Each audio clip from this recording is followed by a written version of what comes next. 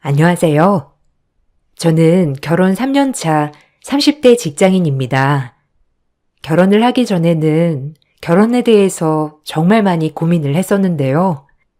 다른 것보다 정말 신랑 하나만 보고 결혼을 결심하게 되었습니다. 주변에서도 아무리 좋은 신랑이라고 하더라도 주변 사람들이 좋지 않으면 안 된다는 말이 많았기 때문에 저도 걱정을 많이 했었는데요. 저는 신랑의 상황을 모두 알고 있었기 때문에 결혼을 결심하게 되었습니다. 정말로 남편 하나만 보고서도 결혼을 생각할 수 있을 정도로 남편은 정말 좋은 사람이었어요. 남편과는 소개팅으로 만나게 되었습니다. 남편은 대기업 직장인이었고 저는 공기업에 다니고 있었죠. 서로 대화를 나누면 말이 정말 잘 통했고 서로 관심사도 비슷했습니다. 성격은 약간 차이가 있었지만 신랑이 정말 배려심이 좋았어요. 구김살 없이 밝은 남편의 모습을 보면서 좋은 가정에서 잘 자랐구나 싶었지만 막상 남편의 이야기를 듣고 나서는 놀랄 수밖에 없었습니다. 수연아, 사실 내가 너한테 얘기하지 않은 게 있는데 그래도 지금은 말해야 할 것 같아서. 무슨 얘기? 나한테 말하지 않은 게 있다고? 사실 우리 엄마 계모야. 나도 고등학교 되어서 알았어. 그래서 대학 오자마자 자취하게 되었는데 나는 너랑 결혼하고 싶거든. 이런 거 다 알고 있어야 할 것 같아서 미리 얘기하려고. 엄마도 계모고 우리 누나도 배다른 누나야. 엄마랑 아빠랑 이미 내가 3살 때 재혼을 하셨어. 아, 정말? 그래서 본가에서 나와서 살고 있는 거야? 사실 직장에서 본가가 멀지 않은 곳이라 조금 의아해할 줄 알았는데 한 번도 안 물어보더라고. 그때 물어보면 얘기를 해야지 싶었는데 너라면 사실 안 물어볼 것 같아서 내가 먼저 말하는 거야. 당연히 이렇게 얘기하는 것도 처음부터 말해야 하는 건 알았지만 사실 좋은 얘기는 아니라서 혹시나 불편할 수 있겠다 싶었어. 그랬구나. 그래서 명절이나 그럴 때도 본가는 안 갔던 거였어? 아빠가 계시니까 아예 끊을 수는 없는 노릇이고 아무튼 이거 알고 있어야 할 것 같아서 말하는 거야. 남편은 자신의 상황에 대해서 연애를 하던 초반에 저에게 얘기를 했습니다. 그런 남편의 말에 저는 깜짝 놀랄 수밖에 없었어요. 누가 보더라도 세상 사랑을 많이 받고 자란 사람처럼 보였기 때문이죠. 남편은 저와 연애를 하면서 결혼을 하고 싶다는 말을 종종 해왔습니다. 빨리 가정을 이루고 본 가정에서 독립을 하고 싶다는 이야기도 자주 했었죠. 그런 남편의 말에 연애를 한 지 3년 만에 저희는 결혼을 결심하게 되었습니다. 결혼을 이야기하면서 남편은 자신의 가정 환경에 대해서 좀 더 자세하게 말을 해주었어요. 언제 얘기를 해야 할까? 정말 많이 고민을 했어. 그렇지만 내가 말을 하지 않으면 수연이 너한테 거짓말을 하는 것 같아서 말이야. 사실 나는 크면서 엄마와 누나에게서 많이 차별을 받았어. 누나랑은 7살이 차이가 나는데 정말 차별이 심했어. 내가 기억하는 순간부터 누나와 나는 정말 다르게 대하셨거든. 아빠는 항상 일 때문에 바빴고 나를 돌봐주었던 사람은 엄마였어.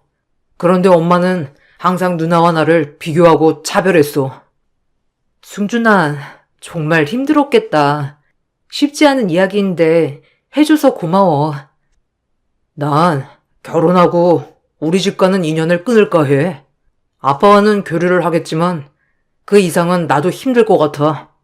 그러니 결혼을 하고 나서도 신경을 쓰지 않아도 된다는 말을 하고 싶었어. 많이 힘들었겠네. 혼자서 어떻게 그 시간을 다 버텼어? 3살 때부터였으면 거의 30년을 그런 상황이 있었던 거야? 그러게. 너무 어릴 때는 내가 의지할 곳이 없으니 어쩔 수 없다고 생각을 했었던 것 같아. 한 번은 엄마랑 누나랑 둘만 나가서 밥을 먹고 들어오는데 아무것도 챙겨오지 않더라고. 평소에도 둘이서만 외식을 했을 때도 있었거든. 그럴 때면 저녁에 들어와서 싸운 음식을 혼자서 먹으면서 저녁으로 때웠는데 아무것도 챙겨오지 않은 날은 그냥 굶다가 다음날 가서 학교에서 급식을 먹으면서 배 채웠지 뭐. 저는 그런 남편이 너무나도 가엾고 안쓰러웠습니다. 수많은 얘기를 들으면서 어쩌면 저렇게까지 할 수 있을까 싶었던 상황들이 많았어요. 그렇지만 신랑은 삐뚤어진 곳 없이 배려심 많은 사람으로 자라났던 것이죠. 신랑 역시 혼자서 정말 많은 노력을 했다고 해요. 혹시나 자신의 상처가 다른 사람에게 상처가 될 수도 있기 때문에 어느 정도 크고 나서는 혼자서도 잘 버텨내기 위해 노력을 해왔던 거죠. 신랑은 어느 순간부터 얼른 가정을 꾸리고 독립을 하고 싶다고 생각했다고 해요. 이미 시부는 나이가 많은 상황이라서 집안의 실세는 시모였었죠. 시모의 차별은 형님이 의사가 되고 나서 더욱 심해졌다고 얘기를 하더라고요. 누나가 의사인데, 정말. 대입 때부터 눈치란 눈치는 다 봐야 했어. 물 마시는 것, 문 여는 것까지 눈치 보면서 살아야 했지. 대학 합격하고 나서는 나와도 많이 비교를 했어. 나도 나름 열심히 공부를 했는데 엄마는 내 길을 꺾어야 되겠다 생각을 하셨나 보더라고. 한 번도 칭찬해주지 않았어. 정말? 그래도 당신 학창 시절에 공부 꽤나 했다고 하지 않았어? 맞아. 못했던 건 아닌데 엄마는 나를 한 번도 칭찬해주지 않았어.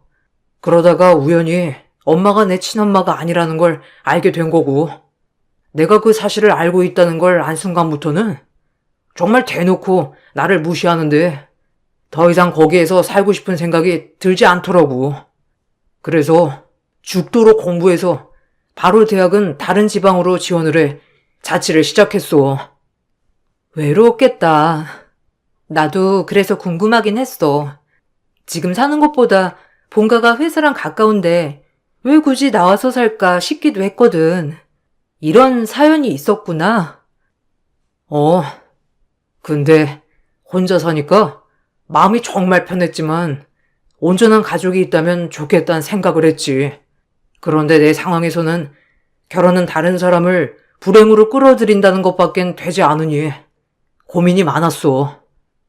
시모와 형님의 태도 때문에 결혼을 한다고 해도 아내를 불행으로 끌어들이는 것 같아 결혼에 대한 생각은 전혀 하지 않았었지만 저를 만나고 나서 결혼을 하고 싶다고 생각을 했대요.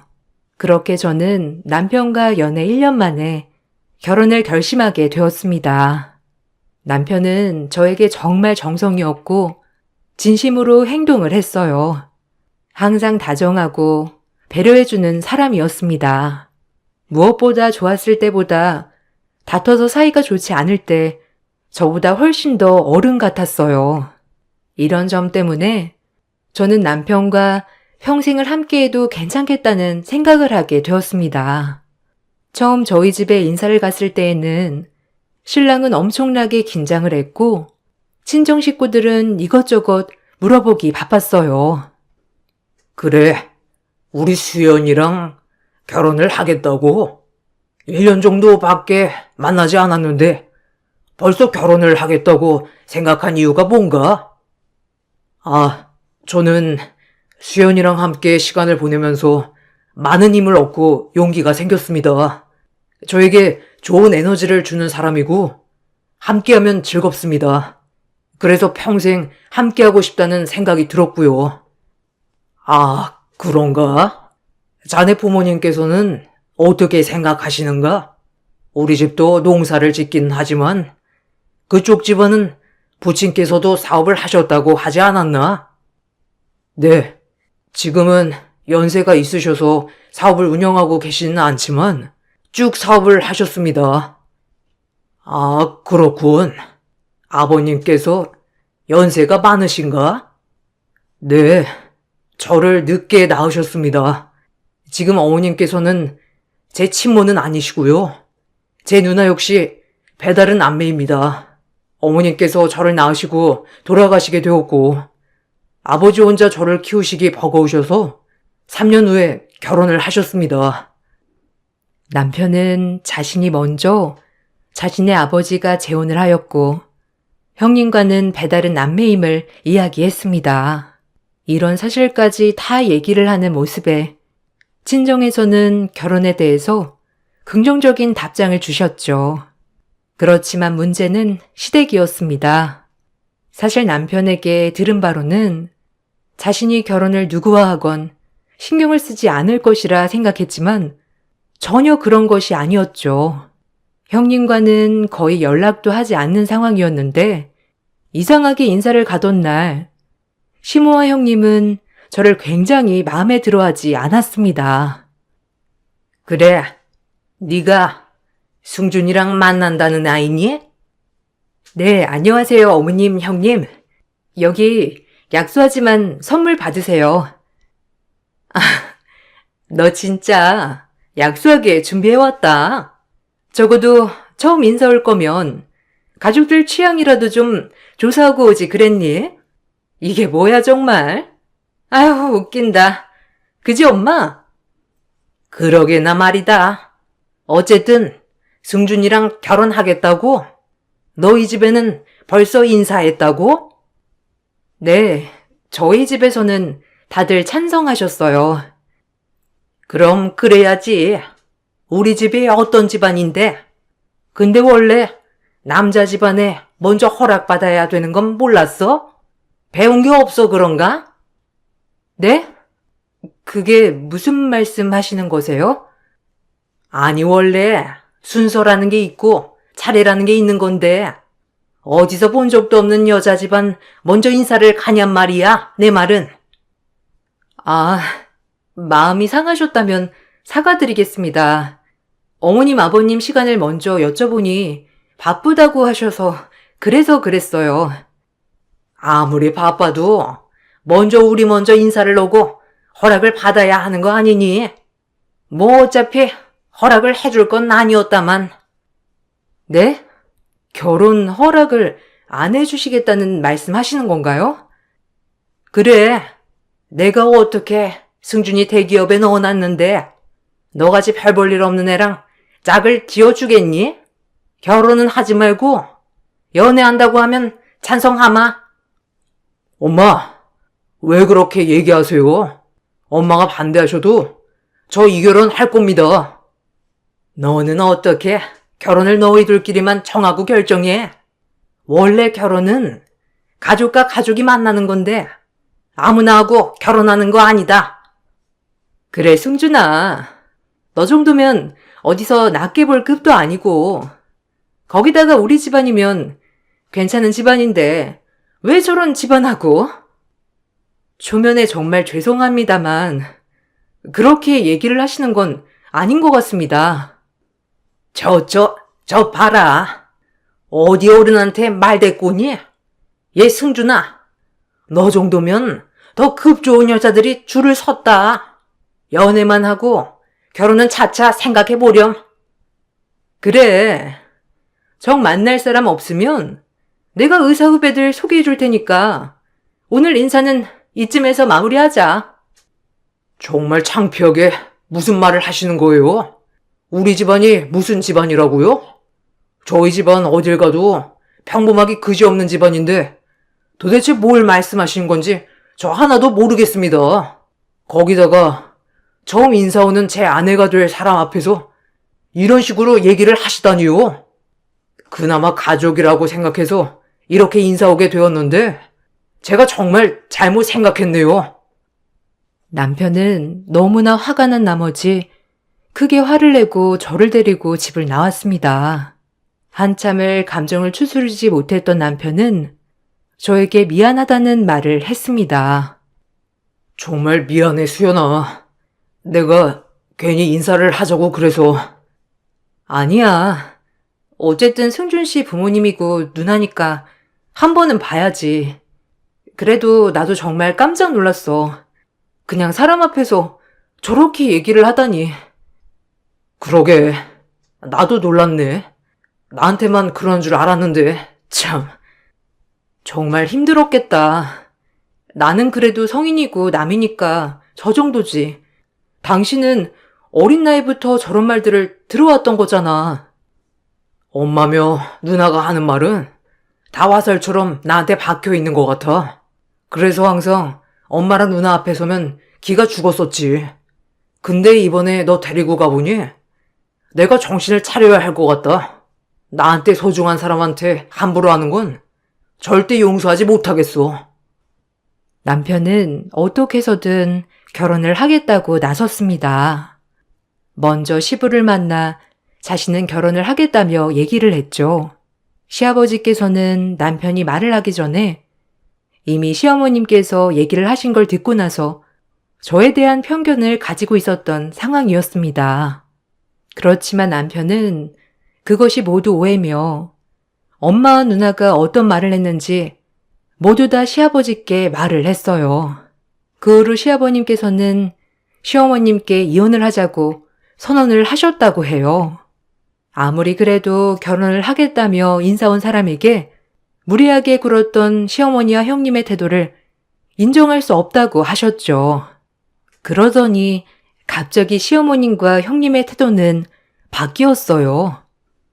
엄마랑 누나도 결혼식까지 별 말은 안 할 거야. 그러니 우리 빨리 준비해서 결혼식을 올리자. 갑자기 왜 태도가 바뀌신 거야? 저번까지는 절대로 결혼시킬 수 없다고 하신 거 아니셨어? 갑자기 말이 바뀌니까. 아빠가 이혼을 하시겠다고 하셨던 것 같아. 아마 지금 전 재산이 아빠 명의로 되어 있으니 어쩔 수 없다 생각을 하셨나 보더라고. 결혼식 할 때까지는 아무 말도 안 하시겠다고 하셨으니까 준비를 해보자. 그래. 어차피 결혼은 당신이랑 하는 거니까. 그동안 얼마나 힘들고 괴로웠을까 생각하니 내 마음이 정말 아프다. 내가 앞으로는 당신을 구해줄게. 고마워. 내가 더 잘할게, 수연아.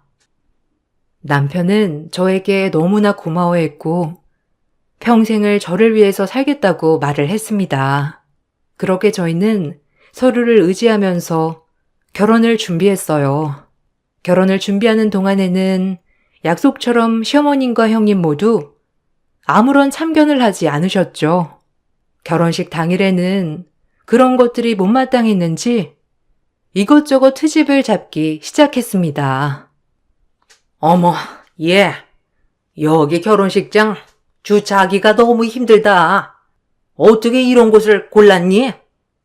그니까 오신 하객분들이 다 욕하겠어. 거기다가 드레스는 그게 뭐니? 네 체형에 그 드레스가 어울린다고 생각해? 화장이라도 좀 이쁘게 하던가. 화장도 이상하고, 아휴, 내가 본 신부 중에 제일 안 이쁜 것 같아. 아유, 그러게 말이야. 원래 신부가 결혼식 꽃이라고 하는데 이 결혼식은 꽃이 다 시들어 버렸네. 그니까 엄마, 벌써부터 이렇게 시들면 어쩌겠다는 거야? 그니까 옳게 나한테 좀 이것저것 물어보지 그랬어. 그래도 내 안목은 믿을만한데. 아, 그러신가요? 처음부터 형님께 여쭤볼 걸 그랬나 봐요. 형님 눈이 그렇게 높으셔가지고 그래서 아직도 짝을 못 찾으셨나 보다. 형님이나 어머님 말씀하시는 걸 들으면 앞으로도 조금 희박할 것 같네요. 눈이 높아서 아직도 시집을 못 가서 살고 있다고 말을 하니 시어머님과 형님은 아무런 말도 하지 못하고 기분 나쁜 티를 팍팍 내면서 사라졌습니다. 우여곡절 끝에 결혼식이 모두 끝이 나고 저희는 바로 신혼여행을 떠나게 되었어요. 아무런 고민 없이 신혼여행지에서 재미있게 시간을 보내고 들어오던 날 갑자기 친정에서 이바지 음식을 시댁에 보냈다는 말을 하셨습니다. 사실 친정에서는 시댁의 상황을 자세히 모르고 있었던 상황이었는데 갑자기 이바지 음식을 보냈다고 하니 정말 당황스럽더라고요. 수연아, 아마 너희 시댁 가는 날에 맞춰서 이바지 음식 갈 거다. 이번에 엄청 신경 써서 준비를 해달라고 했으니까 가서 시부모님이랑 시누이랑 같이 잘 먹고 오너라. 아빠, 안 챙겨주셔도 되는데요. 거기다가 저희 신혼여행 다녀와서 그냥 집으로 가려고 했어요. 아, 그러냐? 그래도 신혼여행 다녀오면 한 번씩 인사는 하는 게 좋단다. 우선 이번에는 보냈으니 가서 같이 맛있게 먹어. 저희는 원래 신혼여행 후에 시댁과의 발길을 끊으려고 했지만 친정에서 이바지 음식을 보냈다는 것을 알고 난 후에는 들어오자마자 부랴부랴 챙겨서 시댁으로 향하게 되었습니다. 부랴부랴 들어가 보니 식탁에는 아무런 음식도 준비가 되어 있지 않았어요. 오히려 저희가 들어가자마자 시모와 형님은 제 손에 들린 선물 상자만 받아 뒤지기 시작하셨죠. 어머, 얘는 신혼여행 다녀오면서 화장품 하나를 안 샀니? 적어도 하나는 사서 선물로 나눠줘야지. 겨우 크림 하나가 전부야? 어머님, 저희 친정에서 뭐 보내시지 않으셨어요? 뭐? 아, 그 음식들 말이니? 아니 원래 안 보내기로 한 걸 왜 이제야 챙기는 건지 모르겠다. 어쨌든 받긴 했지. 그거 어디 두셨어요? 그래도 이바지 음식이라 좀 먹어야 할 것 같은데요. 아, 그거?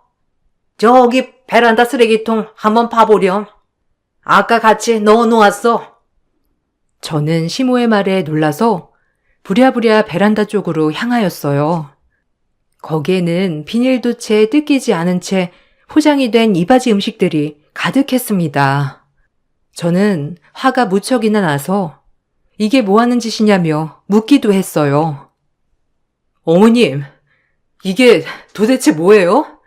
왜 이바지 음식을 그냥 버리신 거예요? 아니, 아무리 그래도 이렇게 음식 보내면 어떻게 하니? 우리가 커지도 아니고. 맞아. 이거 보내도 다 부담인데 이걸 왜 보내냐고. 어차피 결혼하고 나서 주야장창 볼 텐데. 그래, 음식을 해서 보내는 게 어디 있니? 요즘 세상에. 여유롭지 않으니까 이런 허례허식도 하는 거다. 아무튼 급이 맞지 않으니 이런 황당한 일도 있고 참 내가 너무 답답하네 정말. 저는 포장도 뜯기지 않은 채 베란다에 버려져 있는 음식을 보면서 정말 화가 많이 났어요. 거기다가 정성으로 준비를 해준 친정 가족들에게 미안한 마음에 눈물이 나올 것 같았습니다. 그렇지만 말 한마디도 안 나올 정도로 화가 난 상태에서 감정을 꾹꾹 눌러 담고 시모와 형님에게 말을 했죠. 이건 원래 결혼을 하면 친정에서 챙겨주는 겁니다. 정성으로 준비한 이바지 음식을 이런 식으로 버리시다뇨. 어머, 얘 좀 봐라. 너 조금 있으면 나한테 치겠다. 어떻게 결혼하고 시댁에 처음 오는 건데 이렇게 화를 내면 되니?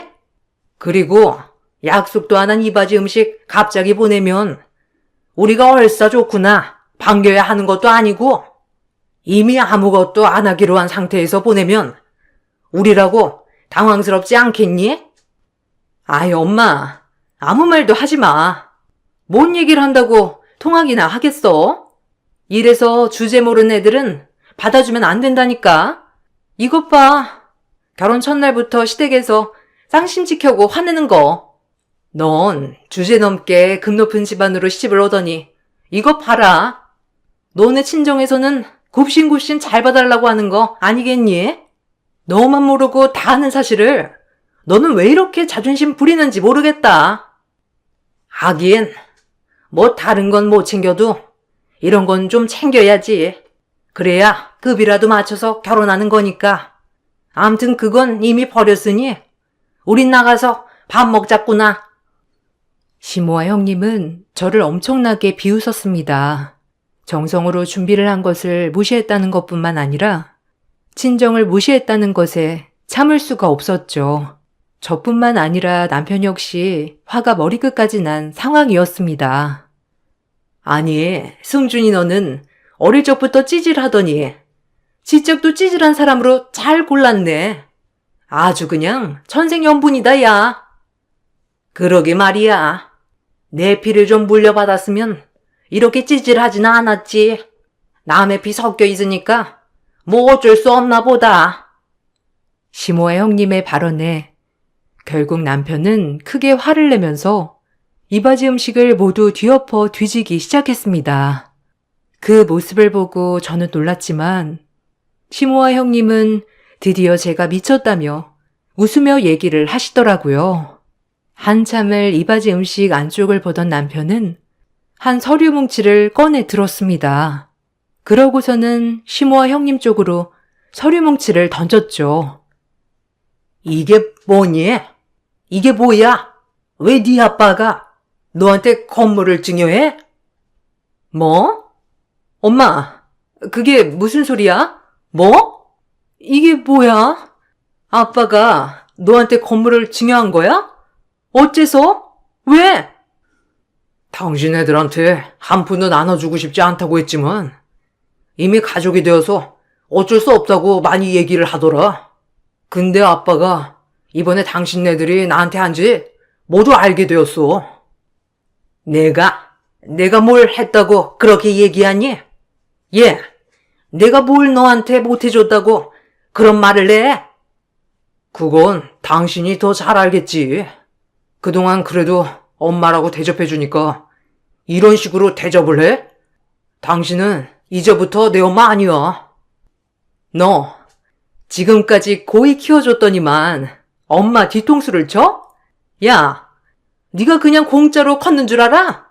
너도 다 돈 들이면서 컸어. 무슨 소리 하는 거야?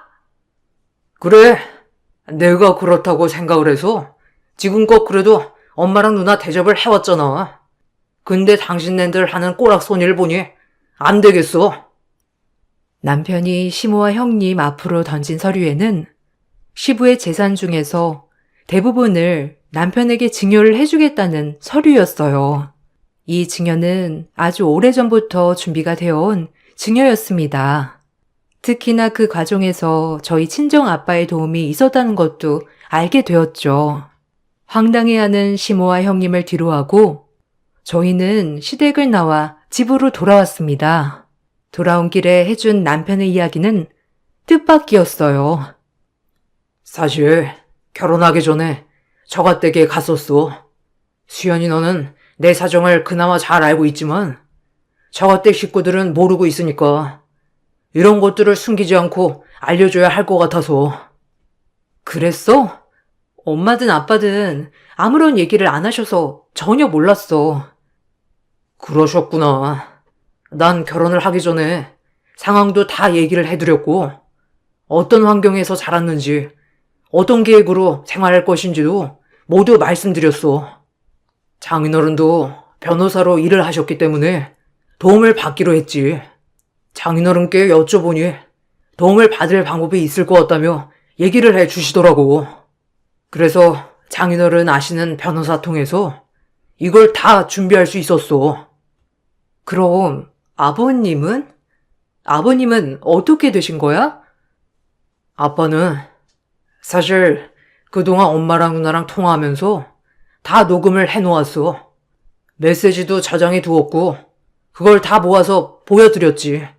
처음에는 하나도 못 믿어 하시다가 여러 번 서류를 보여드리니까 그제야 믿으시더라고. 아빠도 근데 깜짝 놀라셨어.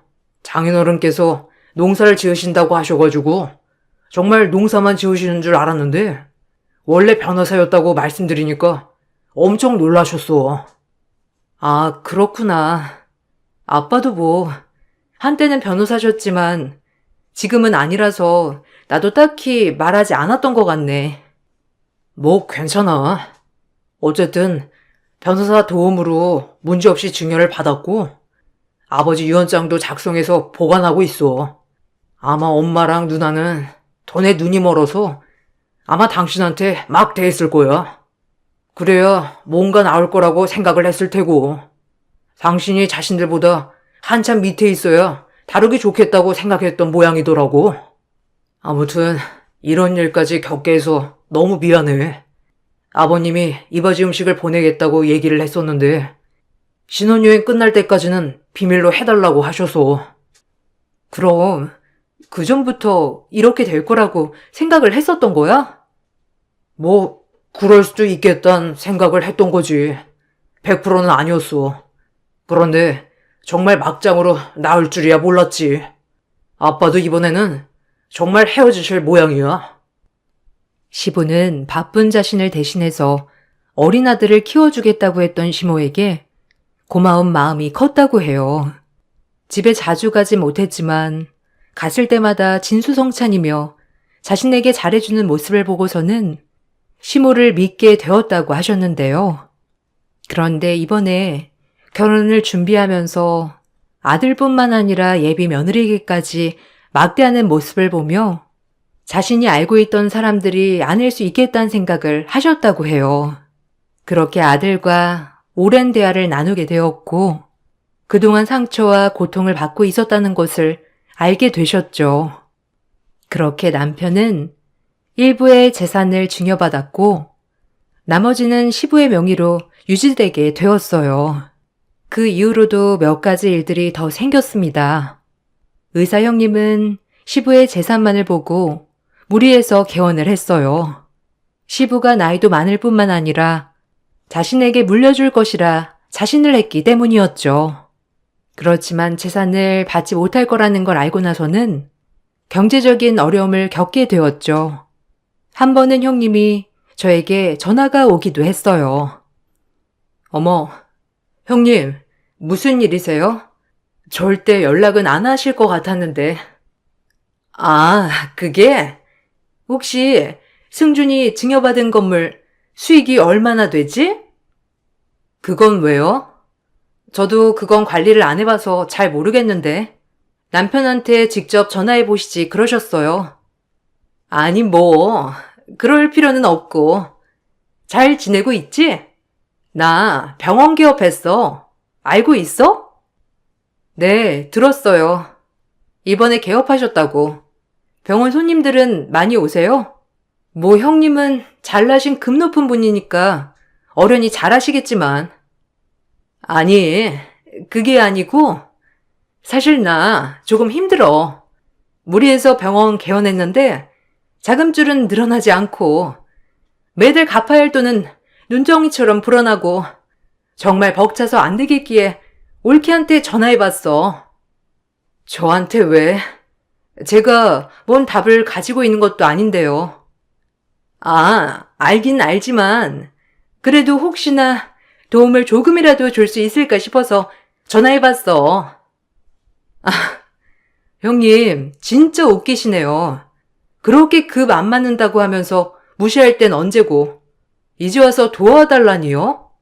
높은 급가 출신 분들한테 한번 물어보세요. 도움을 요청하는 형님을 거절하고 나서도 여러 번 형님은 연락을 해왔습니다. 어려움이 계속되었는지 살고 있었던 집도 모두 처분을 했다고 하더라고요. 결국 환자들이 찾아오지 않게 되면서 얼마 못 가 병원 문을 닫게 되었죠. 시아버님의 재산만 생각해서 빨리 병원을 개업하려고 했지만 시아버님의 재산은 이미 날아가 버렸고 모든 채무를 감당하게 된 것이었습니다. 결국 형님과 시모의 경제적 상황은 날이 갈수록 나빠졌죠. 시아버지께서는 남편에게 재산을 증여를 한 후에 시댁에서 나와 살게 되셨습니다. 시모에게 이혼을 하자고 요구했지만 결사 반대를 하고 계셔서 집만 나오게 되었다고 말씀하셨어요. 시어머니는 저에게 전화를 해 엄청난 폭언을 하기도 했습니다. 우리 가족들은 너만 없었으면 이렇게 뿔뿔이 흩어져 살지 않았어. 알아? 어머님, 무슨 말씀 하시는 거세요? 이미 승준 씨는 혼자서 살고 있었잖아요. 어머님, 그것도 기억 안 나세요? 어릴 적 승준 씨만 놔두고 외식 나가고, 승준 씨만 놔두고 여행 가고, 승준 씨만 놔두고 영화 보러 가고, 그러신 거 기억 하나도 안 나시는가 봐요. 어머, 어머님, 벌써 치매에 오신 거 아니시죠? 뭐? 너는 어디서 배워먹은 버르장머리냐? 너 이렇게 나 무시하다가 어쩌려고 그러니? 지금 네 시아비가 약간 나한테 화나서 그런 거지. 원래 화 풀리면 그럴 사람 아니다. 더 나빠지기 전에 사과하렴. 죄송하지만 사과는 못하겠는데요? 제가 뭘 잘못해서 사과를 해야 하죠? 뭐? 이 막대 먹은 게? 너 이렇게 가족 갈라놓으려고 승준이한테 접근한 거지? 우리 재산 많이 있는 거 미리 알고 접근한 거 아니냐고? 처음부터 내가 괴물하는 것도 다 알고서 결혼하겠다고 한 거 아니야? 뭔가 착각하시는 것 같은데, 계모던 친모던 승준 씨에게 소중한 가족이었으면 이렇게 대해드리진 않았을 겁니다. 먼저 도를 넘으신 건 그쪽이세요. 그러니 감당도 그쪽이 다 하셔야 되는 게 맞는 것 같네요. 시모와 형님은 계속해서 저에게 연락을 해왔지만 저는 그날 이후로 아무런 연락도 받고 있지 않습니다. 남편이 전해주는 말로는 증여를 해준 재산에 대해 유류분 청구를 진행했다고 하더라고요. 그렇지만 이미 그것에 대한 대비도 다 한 상태였기 때문에 사건을 그대로 유지하는 것으로 마무리가 되었죠. 남편은 그동안 힘든 시간을 견뎌오면서 자신만 버틴다면 문제가 없을 거라 생각을 했다고 해요. 사실 나는 살면서 나만 조용히 있는다면 문제가 되지 않을 거라 생각을 했어.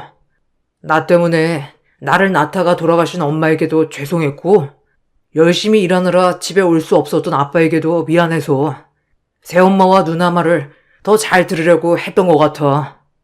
근데 내가 가정을 꾸리려고 하다 보니까 이게 정말 말도 안 되는 일이라는 걸 알게 되었어. 그래, 얼마나 힘들었을까? 마음의 상처가 얼마나 많겠어. 그래도 이렇게 기특하게 잘 자라줘서 고마워. 너를 만나 고통에서 벗어날 수 있었어. 너무 고마워. 곧대 높던 의사 형님은 결국 채무를 다 부담하지 못했고 살고 있던 집을 처분하게 되었습니다. 큰 집에서 좁은 집으로 이사를 가게 된 형님과 시모는 밤낮 없이 일을 시작하게 되었다고 하더라고요. 그동안 시부의 재산으로만 놀고 먹으며 살았었는데 이렇게 욕심을 부리니 탈이 날 수밖에 없었던 것이죠. 결혼을 생각할 때 주변에서 집안을 꼭 봐야 한다는 말이 많았는데 막상 남편만 생각하고 결혼을 하고 보니 우여곡절은 있었지만 잘했던 것 같아서 뿌듯하기도 하답니다. 지금은 남편과 정말 행복한 시간들을 보내고 있어요. 저의 긴 글을 읽어주셔서 감사합니다. 여러분들도 평안한 날들 보내시길 바랍니다.